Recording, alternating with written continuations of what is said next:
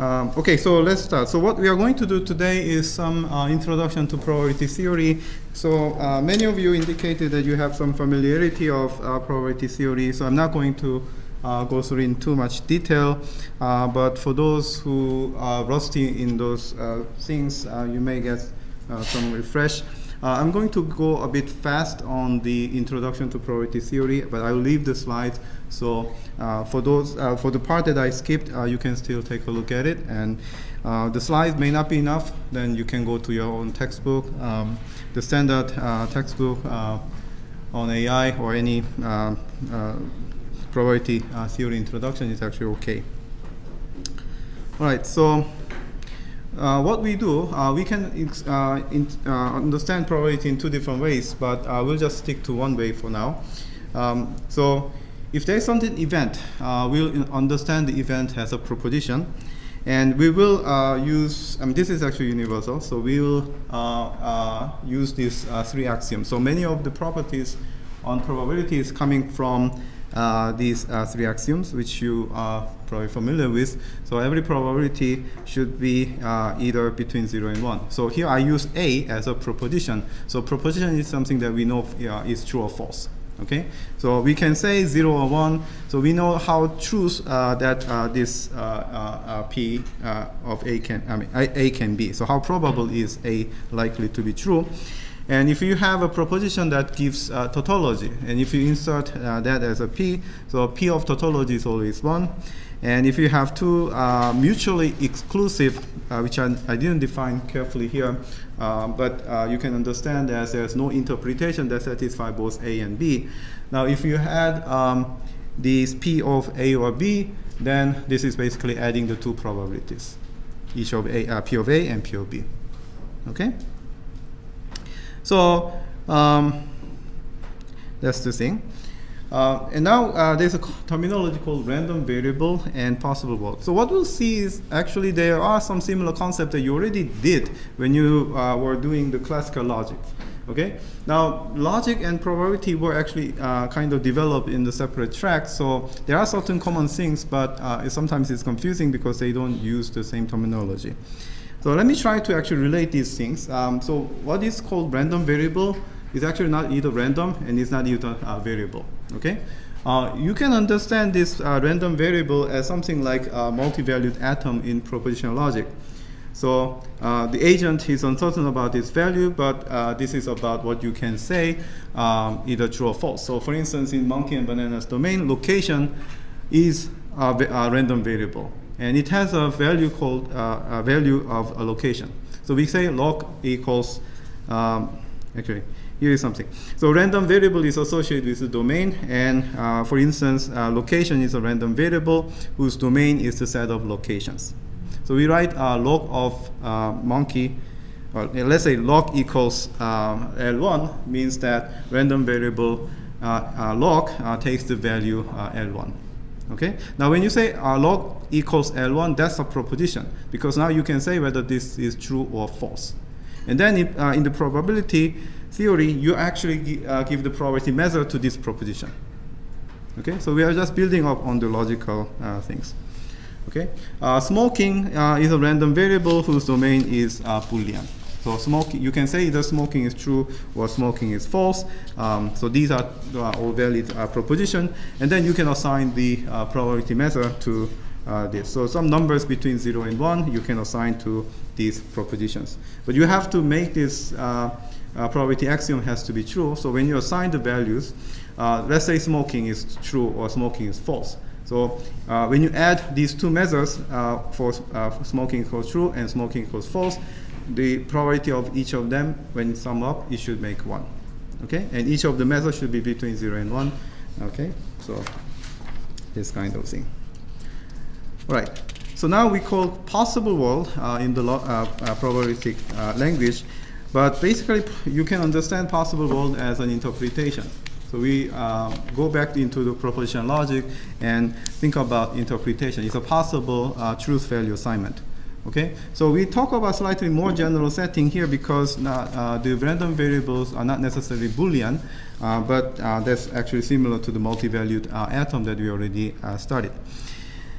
So when we say possible world, this is an assignment to each random variable.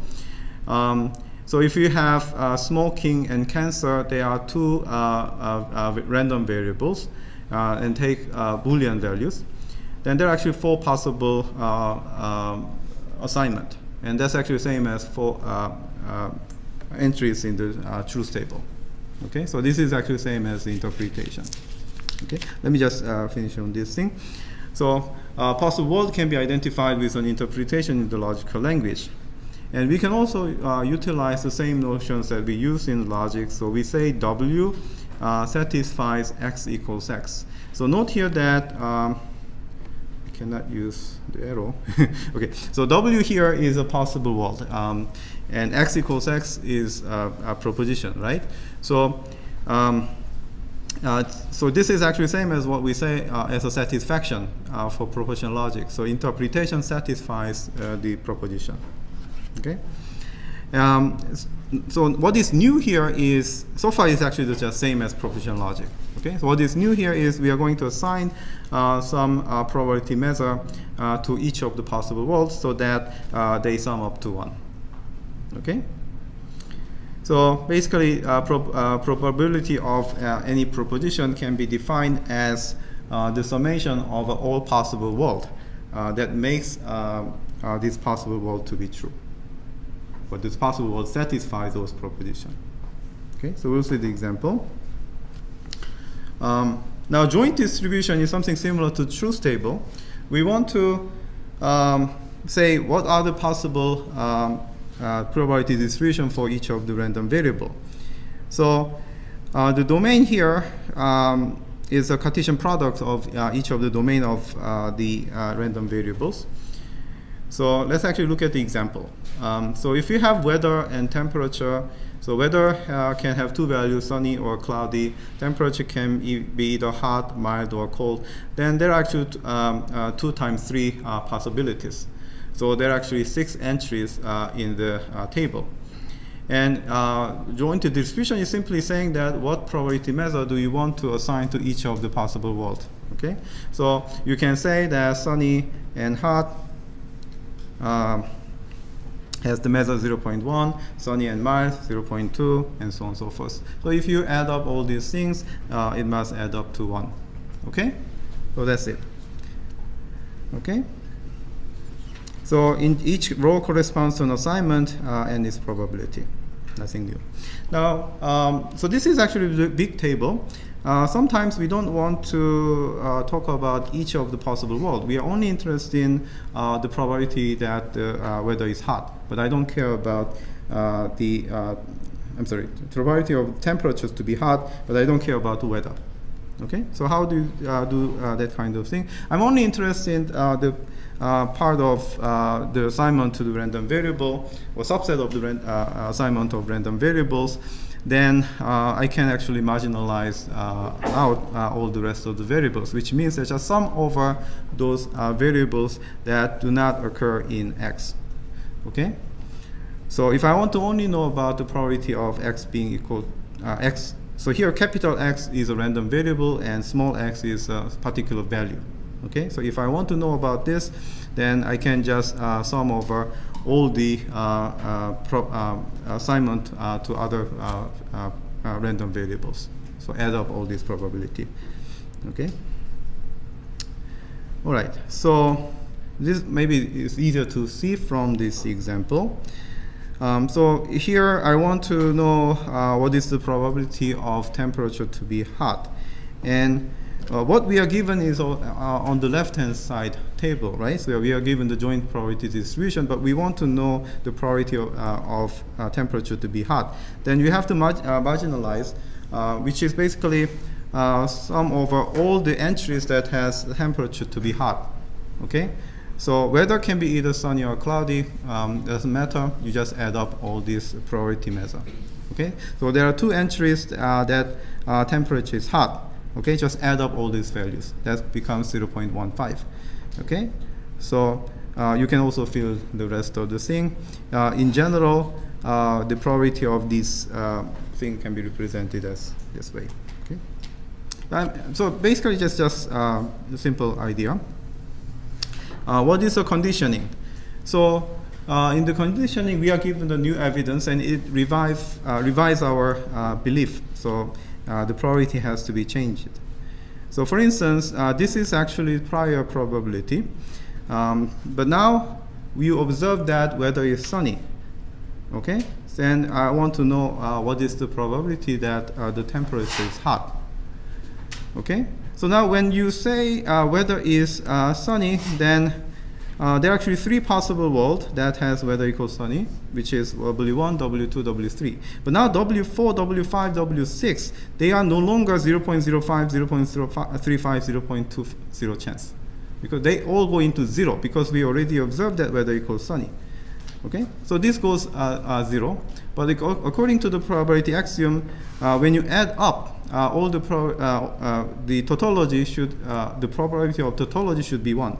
So in order to compensate for that, we have to prorate this remaining probability. Okay. So how do we do? We just add up the current remaining probability measure, which is 0.1, 0.2, 0.1. You add up and divide each of the probability measure with the sum of these probability measure. So here's an example. 0.4 was actually the new normalization factor. So each of the probability measure before is now divided by this, and then so it becomes bigger than before. Okay, but now if you add up, then 0.25 plus 0.5 plus 0.25, they add up to 1. Okay, so that's the called conditioning. Okay.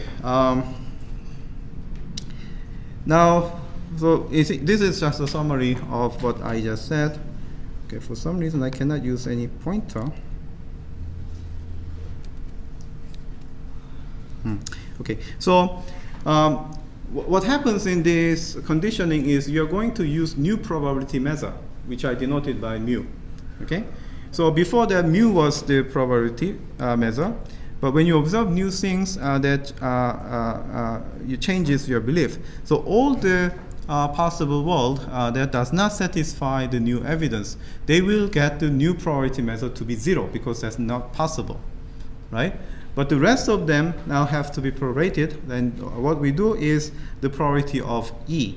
So E is the evidence that we observe. What is the probability of E? And you have to divide the prior probability measure with the new with this probability of the evidence. Okay. If you're interested, you can just see this derivation. Okay. So I'm not going to go into the detail, but that's probably easy to read. Okay. Now with this, you can now prove the Bayes rule. Challenge here is how I can show the derivation.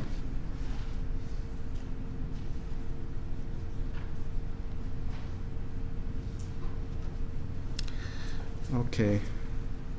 Now let me try.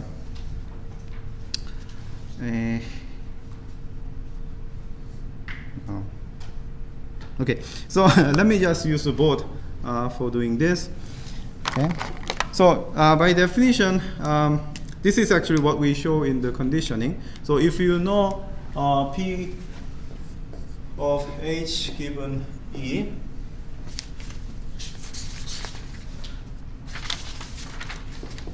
okay, so basically you divide this prior probability with the probability of the evidence, right? Okay, and so this is actually what comes directly by the definition of conditioning. And you can rewrite this in terms of P, H, E. Just rewrite this division into multiplication. So you can get this, right? Is it visible? Okay. Sure. And then this is actually symmetric. So I can also write this way.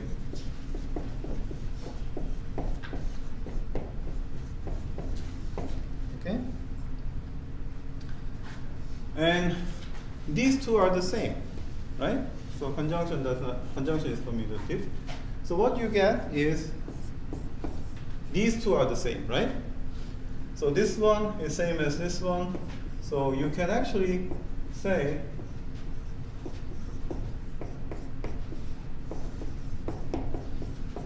yes, right? So this is called the Bayes theorem. Okay. Okay, now is the time for you to do the Socrates so that I can probably correct some problem in the computer. So here is a question for you. Okay. So on average, the alarm rings once a year. So what is the probability of alarm? If you don't know anything about it, what is the probability of alarm to be true?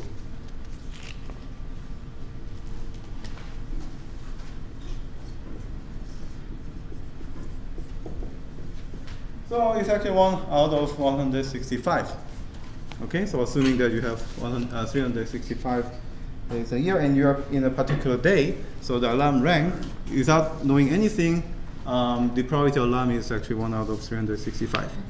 Now, if there is a fire, the alarm will ring, almost always ring. So that can be written as this. So if we don't know anything about the fire, then the probability is actually 1 out of 365. But if you know that there was an alarm, actually, if you know that there was a fire, then what is the probability of alarm? It becomes quite close to 1. I would not write actually 1 here. It's almost always, so let's just say 0.999. Okay? And on average, we have a fire every 10 years. So what is the probability of fire? Okay, so 10 years is about 365 times 10, so this is actually 1 out of 365 times 10. Okay? So these are the known facts. And what you have to find out is now, you know that alarm rang, then should we evacuate? What is the chance of fire? Okay? I'll give you 1 minute to do this calculation. And let me open the Piazza for that. And let's see. Okay, so what is the answer?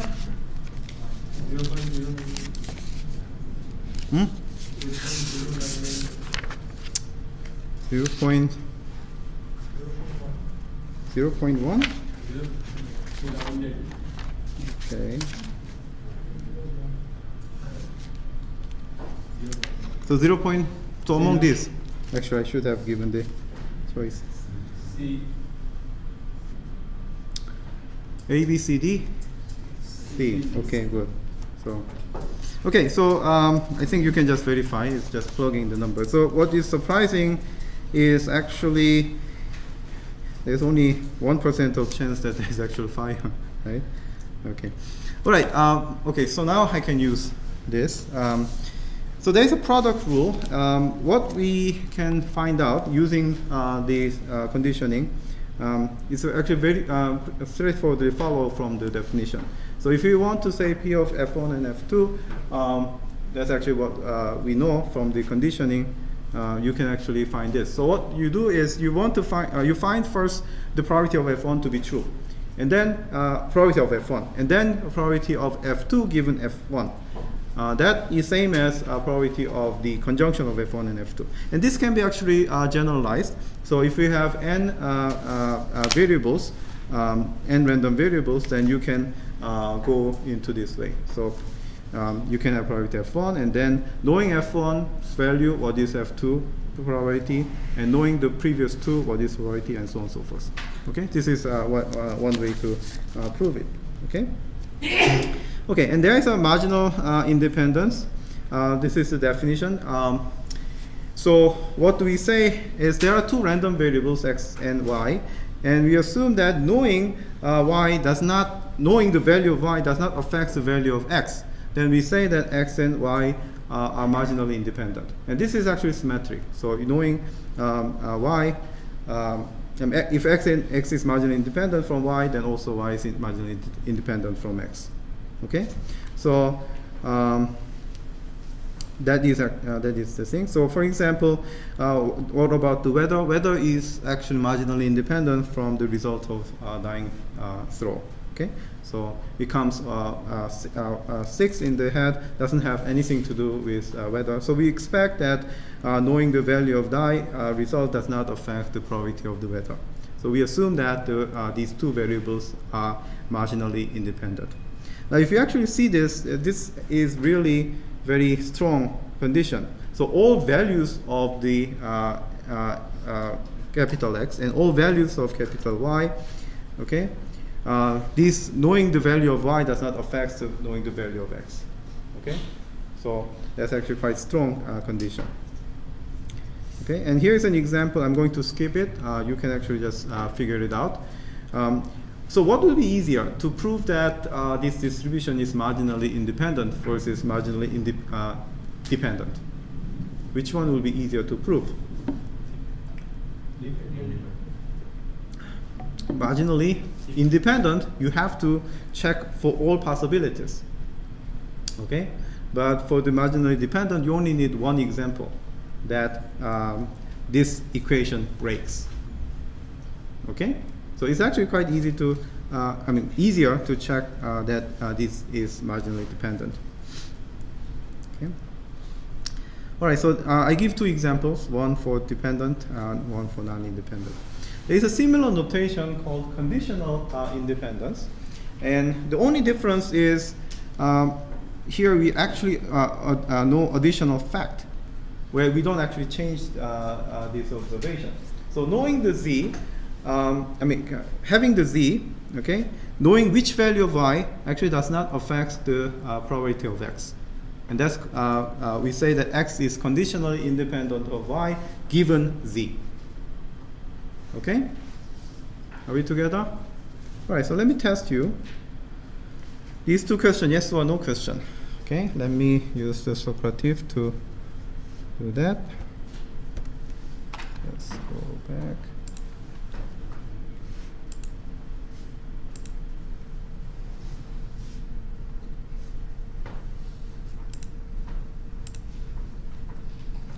Okay, so let me show you again. So just answer the 2 questions, true or false.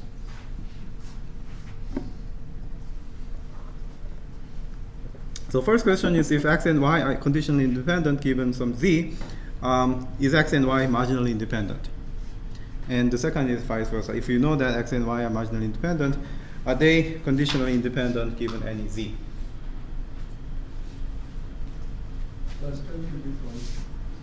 Don't speak. You are using Socrative, right?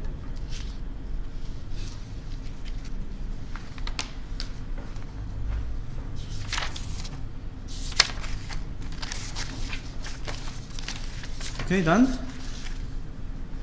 Okay, so let's check it.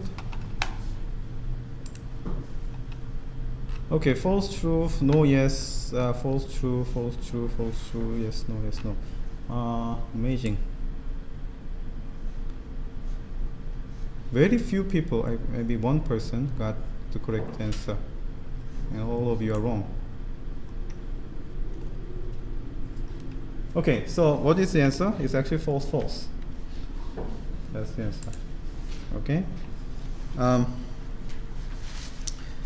Well, I'm not going to prove this. This is actually easy to do if you come up with a counterexample.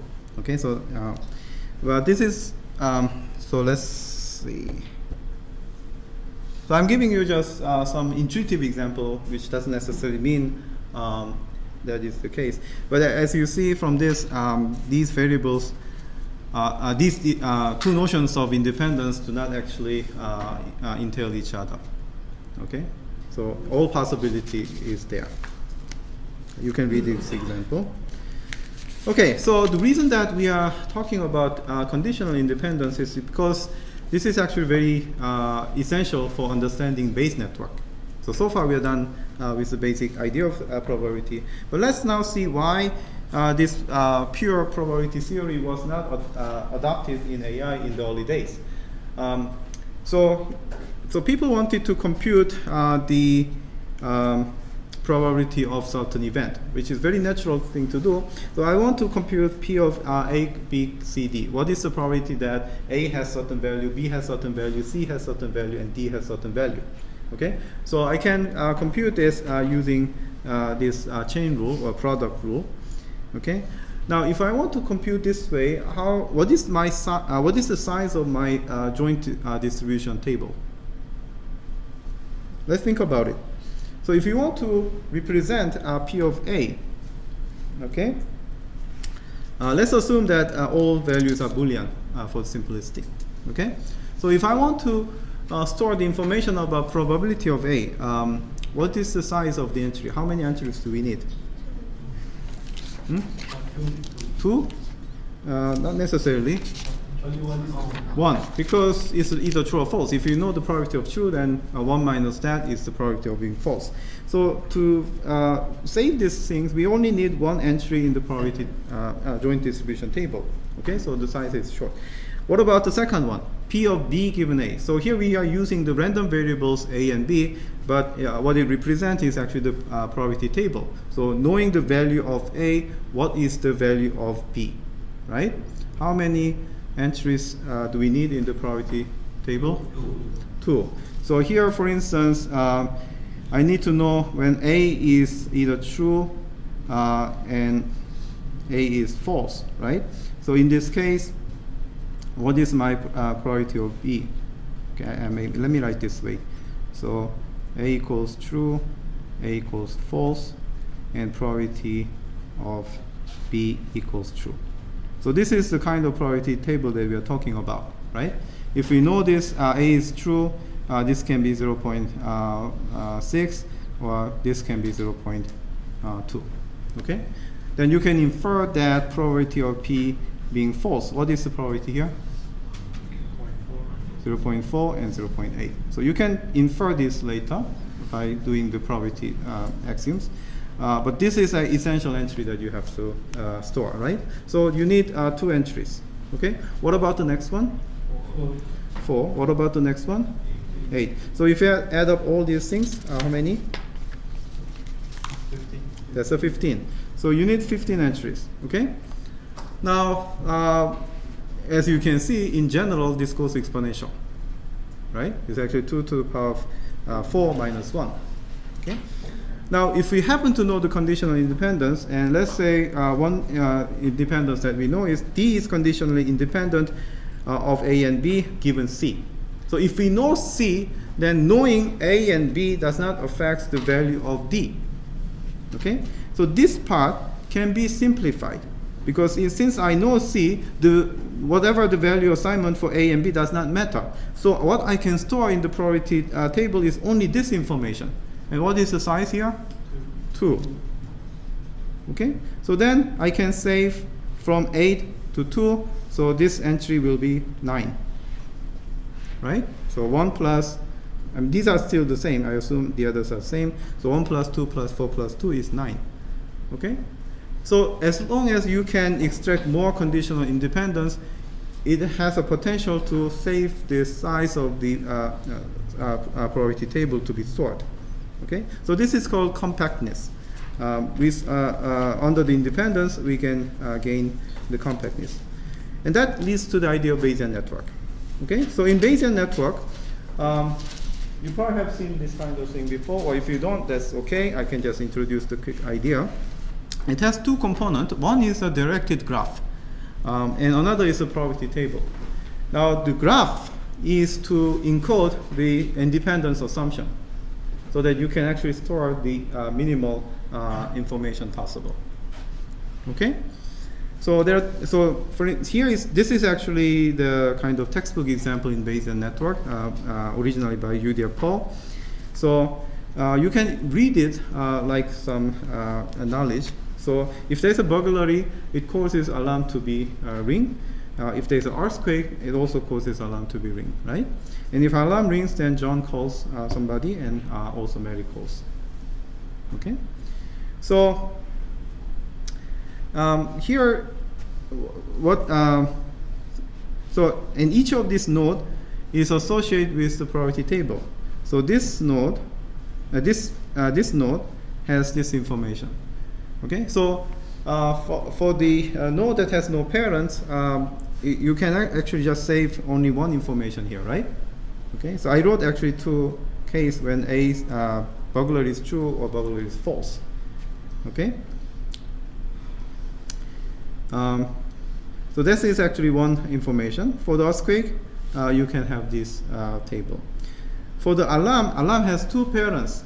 So depending on what is the truth assignment for the parents, you have different probability of the alarm. So here, this node is associated with this conditional probability table, conditional probability distribution. So when burglary is true and earthquake is true, then the probability of alarm is 0.95. Okay, and when burglary is true but earthquake is false, that's still 0.95. If both of them are false, then the alarm will ring in a very low chance. Okay, all right, and same for this. Now, as you see, each conditional probability distribution only stores the information about the what parents node will get the truth value assignment, and under that case, what is the probability of that node? Okay, so it stores the local information. When you want to find out what is the probability of John calls, you don't actually have to look into the probability of burglary. Okay, once you know that what is the probability of whether the alarm has rang or not, then whether there was a burglary or earthquake does not actually matter in terms of John calls. Okay, that's actually the conditional independence assumption that is given in the Bayesian network. Okay, I'm going to actually talk more about it soon, but I'm just introducing the intuition for now. Okay, so let's actually think about it. This is just as an exercise. Okay, so how many probabilities do we need to specify for this Bayesian network? Maybe let's do this together. Okay, now assume that all our thing is Boolean. Okay, then what is the number do we need? So how many entries do we need for the tampering? One. Yeah, because it's just true or false. Okay, fire, same. How about alarm? 4, depending on which combination, right? True, true, true, false, false, true, false, false. Smoke? That's 2, because whether fire is true, you get one probability. When fire is false, you get another probability. Okay? For the leaving? 2. And for the report? 2. So what is the answer? 12. Okay. But now suppose we don't know this independence assumption. And if you want to know about, if we want to store the joint probability distribution of tampering, fire, alarm, smoke, leave, report, what is the size of the table? Okay, so 2 to the power of 6 minus 1 will be the answer then. So that's a huge saving from 63 to 12, right? So that's a huge saving to do. Okay.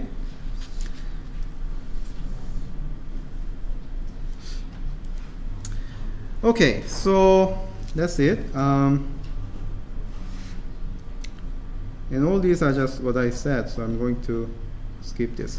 Okay, so this is independence assumption in Bayesian network. So we call the descendant in the sense of when you look at the tree. So alarm is a descendant of tampering, as well as leaving and reports are the descendants of tampering. Okay. Now the independence assumption that we are making from this graph. Okay. So the graph encodes the independence assumption. Okay. So each variable is independent of its non-descendants given its parents. So if you look at the alarm, okay, so alarm's descendants are leaving and report, right? Non-descendants are the tampering, fire, and smoke. But if you look at the smoke, this is a non-descendant which is not parents. Once you know the value of tampering and fire, then knowing whether there was a smoke or not does not affect the probability of alarm. That's what we make as an assumption in the Bayesian network. Okay, and that's the reason why we store only the tempering and fire assignment when you talk about the probability of alarm. Okay, we don't care about the probability of smoke when we compute the probability of alarm. Okay, are we together? All right. So this is just a recap. So if you want to use chain rule to show that what is the probability of assignment to each of these random variable, then you have to compute these things. Okay. So knowing the true probability of tempering, tempering given fire, T and F given A, given T and F, what is A, and so on and so forth. So we have to add all the preceding node as an evidence in the probability. Okay. However, if you use the Bayesian network assumption and assume that the conditional independence is like this, as represented by this graph, what you do is, of course, this T is not a descendant. Is not a descendant of fire. So T is not a descendant of fire. So T, knowing T does not affect F. So we can forget about this. Okay. Similarly, when you go into the so let's go to the next one. For the alarm, you have to know both true tempering and firing. So you cannot simplify this. However, when you go into the smoke, then smoke only depends on fire. Once you know the fire, then you don't actually need to know about the other values. Okay? So here, T and A are not relevant if you know what is the value of fire. If you don't know, then it actually affects. But if you know the value of fire, then it kind of blocks the information flow, so you don't have to worry about it. And similarly for the other things. So if you have L, okay, if you know the alarm, then knowing these three does not affect. So T, F, S do not matter. And if you have R, then once you know the value of living, these four does not affect. So T, F, A, S, they don't affect. Okay. And how do you get, and this information is stored in the conditional probability distribution that we are given with the Bayesian network. Okay. So if you're wondering, this is an example. Okay, so I hope you can just follow this. Do you want me to explain this? No. Okay. All right, so there's Bayesian network is actually well used in AI for decision making. So you can have more complex things about maybe insurance, what affects what factors, and so on and so forth. And for some diagnostic reasoning, you have a car, and let's say the car won't start. Then how do you infer what is the cause for the car to be broken?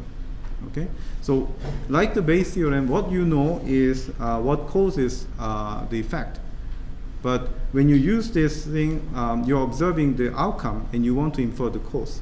Okay, so that's where the Bayes rule is useful. Okay, any question about this? Is it too fast or not? Okay, good. So then we are going to Markov networks. Okay, so Markov networks is actually another representation.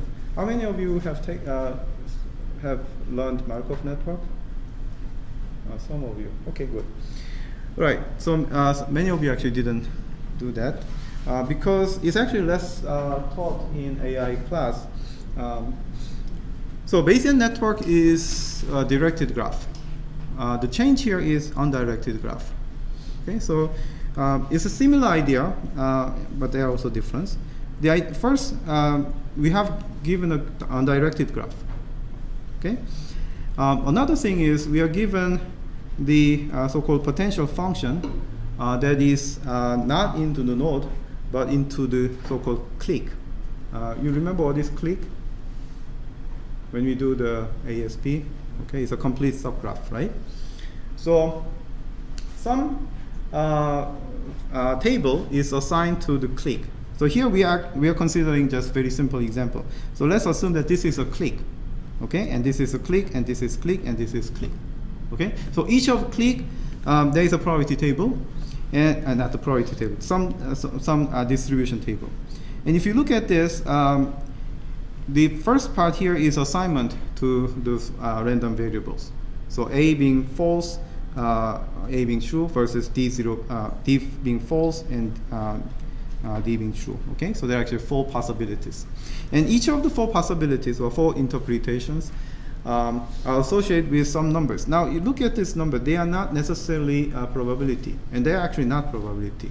Okay, they are usually positive numbers. Okay, but they are not necessarily up to 1. Okay. All right.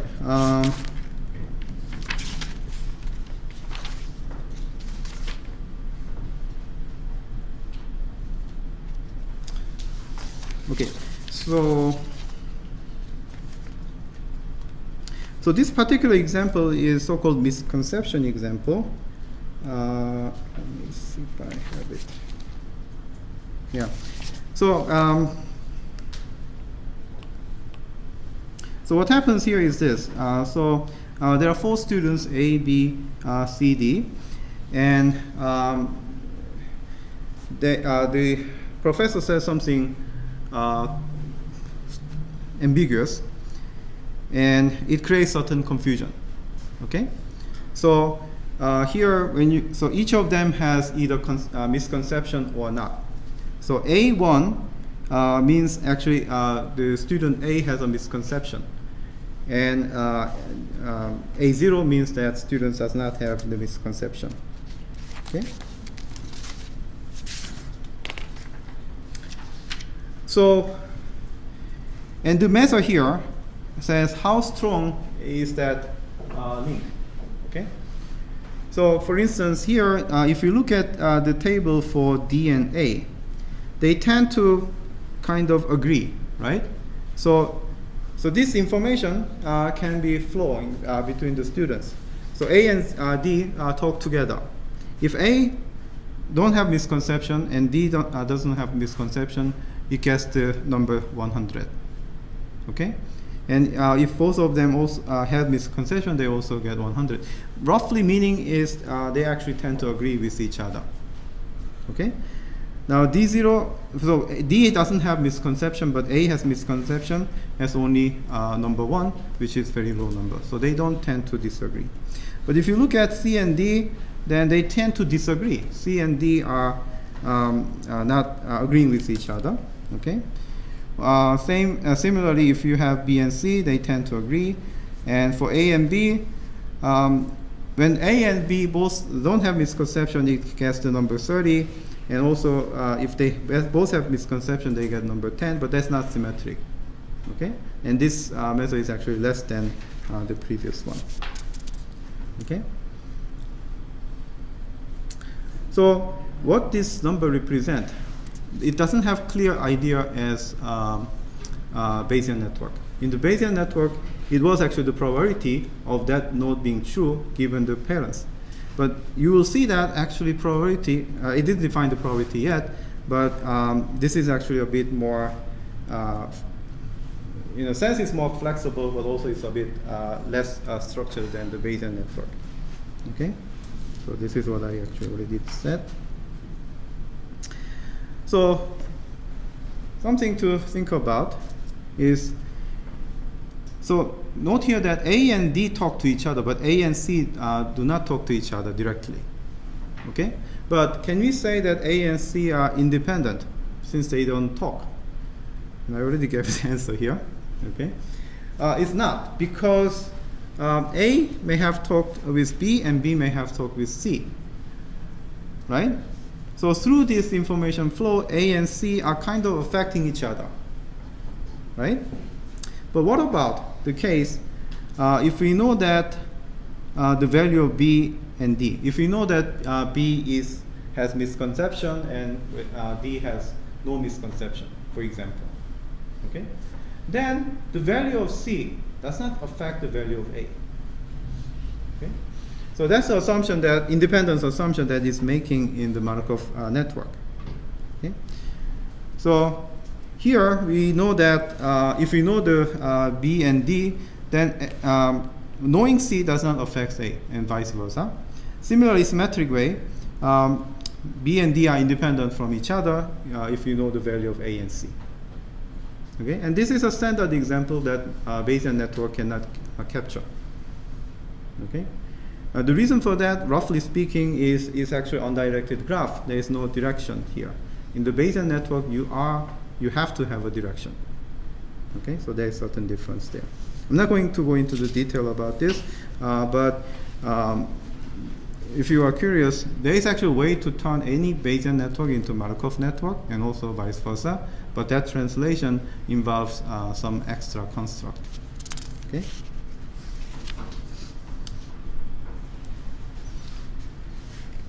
All right.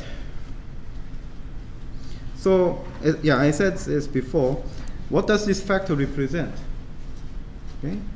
So each of the node can have truth values, right? Either true or false. And now when they have certain values, right? Say A is false and D is false, then you get 100. So what is 100? It's kind of measure for the local interaction. Okay. But how do we actually combine these local models to write the probability? So this is where Markov net is actually different from Bayesian network. In some sense, it's actually simple. All you need to do is to just multiply those entries. Okay. So let's see. We will first define unnormalized probability measure. Okay. So I want to know the probability of maybe A, B, C, D are all false. Okay. So I want to know this. Okay, how do I know the value, unnormalized probability of this assignment? Okay, look at those entries that is consistent with this assignment. So here I get this one, and from this I get this. Oops. From this I get this. I get this. Okay, so for each table. Go to the entry that is consistent with this assignment. Okay, that all these values are false. And then you just multiply the values. So you will get 100 times 1 times 100 times 30. Okay, so you will get 300,000 as unnormalized measure. Okay, and you can fill out all the rest of this. Are we together? Okay. So for each of these, you can find this value. And how do you find the probability? How do you define the probability? Now, once you know this, you can actually add up all these unnormalized probability measure, and that's the factor that you divide. Okay. So let's call the sum of all these values to be Z. Okay, then the probability of the first assignment, okay, probability of A0, B0, C0, D0 is 300,000 divided by Z. Okay, and you can do all the rest of these things. So in order to find the probability, you have to know the normalization factor. And that's actually very costly function to compute, right? Okay, so another thing. If you do this, okay, so you can get the probability here, right? I didn't actually write, but if each of the entries divided by the partition function, then that's the probability table. I want to find out the marginal probability. I don't care about C and D. I want to find out the probability of A and B. We can do the same marginalization as before. And if you do that, you will get this table. Okay? So for instance, A0, B0, okay, to marginalize this, you can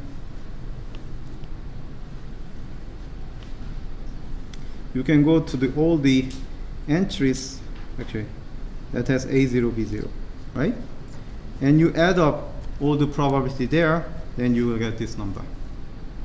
Okay? Same way you get this and get this. So I didn't actually compute, but this is actually a very mechanical step to do. On the other hand, let's look at this. So probability of A and B, how are they agreeing or disagreeing? If you look at the marginal distribution, then the most likely case is A does not have misconception and B has misconception. That's the 69%, right?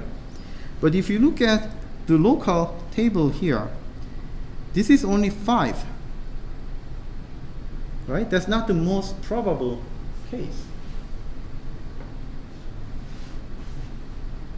Do you see what I'm making here? Okay.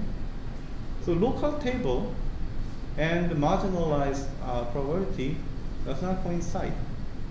In the local table, the case that A0, B1 has only 5. So that strength is only 5. Actually, when both of them have no misconception, that's actually strongest case, right? So that has 30. So why is it this discrepancy there?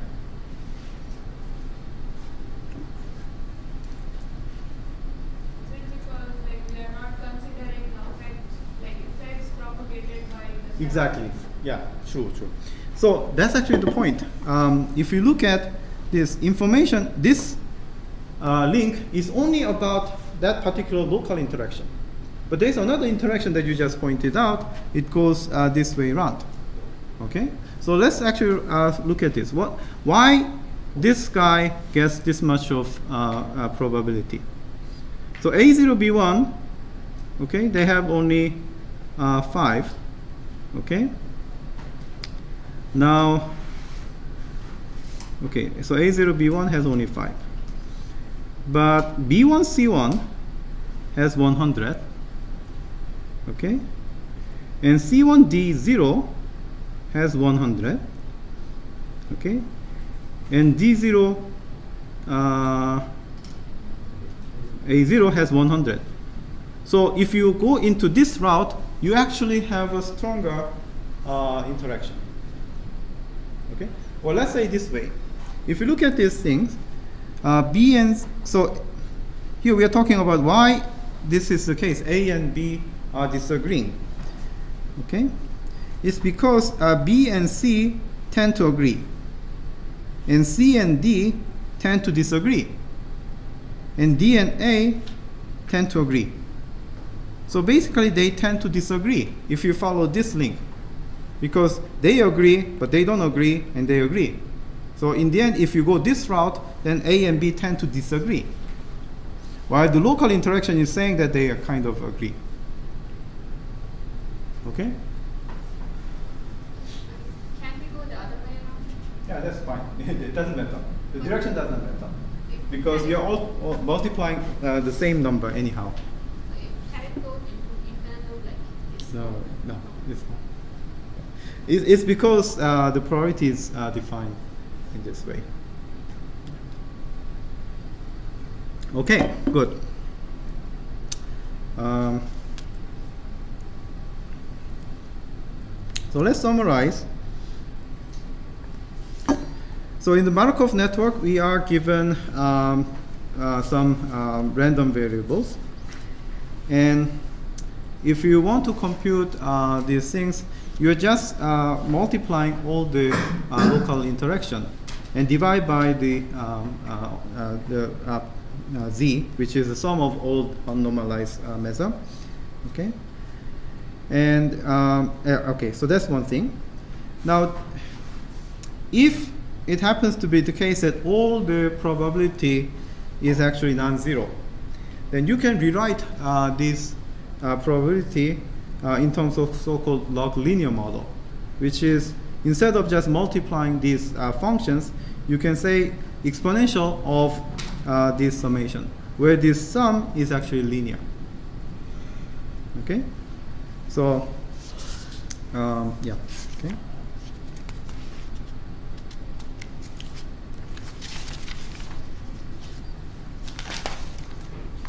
All right, so independence assumption in Markov network is actually simpler than the Bayesian network. So here, if you observe that A and C, then B and E are independent of each other, because it actually blocks the information flow. Knowing A and C, if you know the A and C, then B and E do not depend on each other, same as D and E do not depend on each other. So the independence assumption is very easy to see from this graph. Okay? Even C will be sufficient. Hmm? In this case, only C should separate BD from BD. Yeah, that's true. This is just an example, one example. The other thing is there is so-called Markov Blanket. So here in this picture, these surrounding neighbors are the Markov Blanket of C, meaning that if you know this value assignments of the Markov Blanket, then other values outside this Markov Blanket does not affect the probability of C. Okay, so that's an independence assumption in Markov network.